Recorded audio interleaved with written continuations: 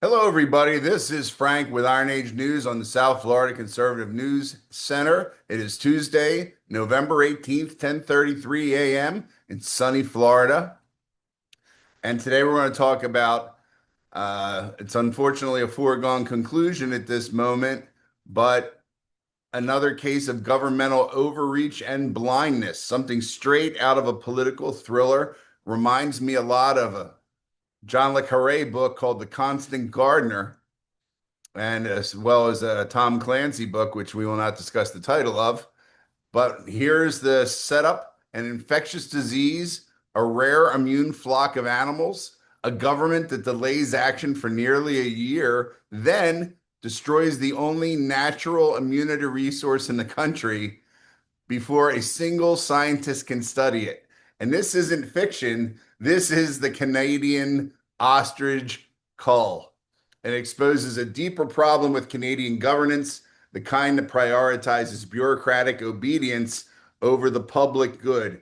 And that is basically what that's going to be about. So let's talk about that. It occurred the other day.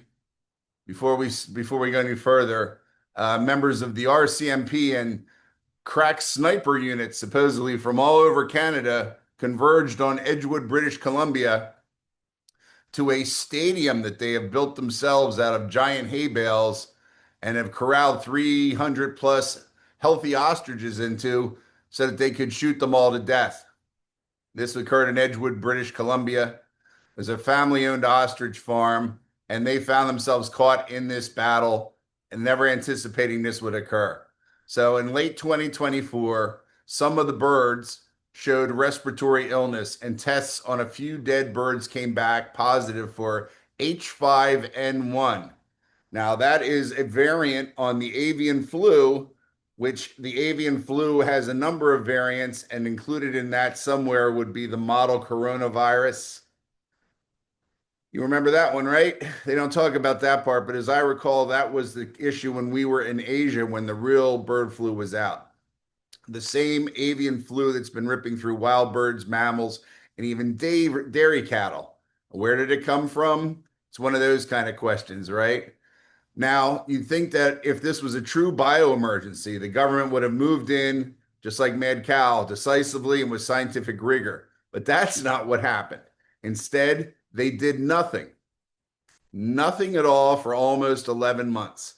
No rapid containment, no emergency testing of the living birds, no on-site scientist teams, no serology, no antibody profiling, just a long bureaucratic silence. And then, nearly a year later, Ottawa decided to drop the hammer, kill every ostrich on the farm. So, what the government claims occurred is this: the Canadian Food Inspection Agency insists they were simply following international disease control protocol, the so-called stamping out method. Very old doctrine. If one bird is infected, assume the flock is infected, kill everybody. And that's immediately. They've done it in a number of countries. The Irish have had it, the English have had it. We even had it here with citrus trees. You don't see a lot of individual citrus trees in South Florida. They come into your yard and chop them down, especially lemon trees for some reason. It's designed for chickens, by the way.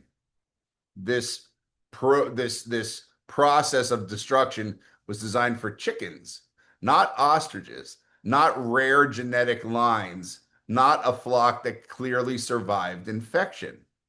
Because ostriches not being in, being a great outlier, since it's a semi-prehistoric bird, right? Is an outlier species in the whole poultry world, I would assume. So they should have, as the family said, somebody should have come in there and studied it, especially since they seem to have developed immunity to it. And they had 12 months to see that nobody else was getting sick and dying, right? So the government's argument is still this, which is one bird's infected, assume the flock's infected, kill everything. And it just boggles. If you've been involved in anything in farming in your life, or you knew people that are involved in livestock raising or poultry farming, this is your life. Nowhere does it say the Canadians sent them a big check. right? The woman was in tears because in her mind, they're like her children, I don't think this was a slaughter, or if it was a slaughterhouse, did not appear by the way the people were acting. So that's what makes this government argument harder to swallow. That these things are outlier species. The rule was made for chickens. Somebody should have looked into it. If this was truly a biohazard that was so dangerous to require the destruction of almost, I think it's 340, almost 400 ostriches. You know how big those damn things are, right? Why did they wait almost a year to act? And why did they refuse every scientific request that could have yielded valuable data? If it's truly that dangerous, you act fast. If it's not, you study the immunity. Canada did neither of them. So what the farmers saw, they were watching this whole time. They saw something extraordinary happen. Yes, the virus hit the flock early on. Some of the birds died, and then the deaths stopped.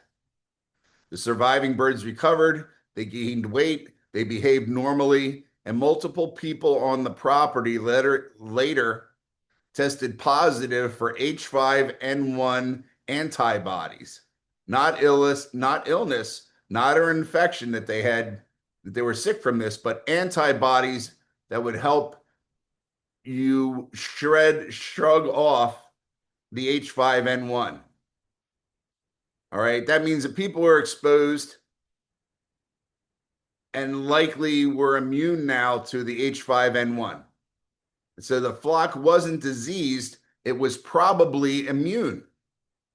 A once in a lifetime natural experiment right there in British Columbia. And instead of sending scientists, the Canadians sent snipers. So let's be clear for the listeners. There is no cure at this time for H5N1 in poultry. No antiviral treatment, no reliable vaccine program, nothing that saves a flock. The only official tool Canada has is the mass culling, which is to kill them all. But natural immunity, the kind that the Edgewood ostriches seem to have developed, could have changed everything. You could have had antibodies for research there, insights into immune pathways, clues for vaccine development. Was there resistance genes? A new strategy, perhaps, to protect the livestock so we don't have these catastrophic losses? Other nations like the US, Japan, the EU would have treated this flock like a biomedical treasure. Instead, the Canadians, in their infinite wisdom, treated it like it was hazardous waste. The government destroyed every bird, every egg, every tissue sample, all potential research material. They were incredibly thorough in the destruction of this herd. They buried it all under tons of earth in a landfill. And they did not allow live bird testing, independent veterinary inspection, antibody sampling, relocation to a secure US lab. All these things were offered.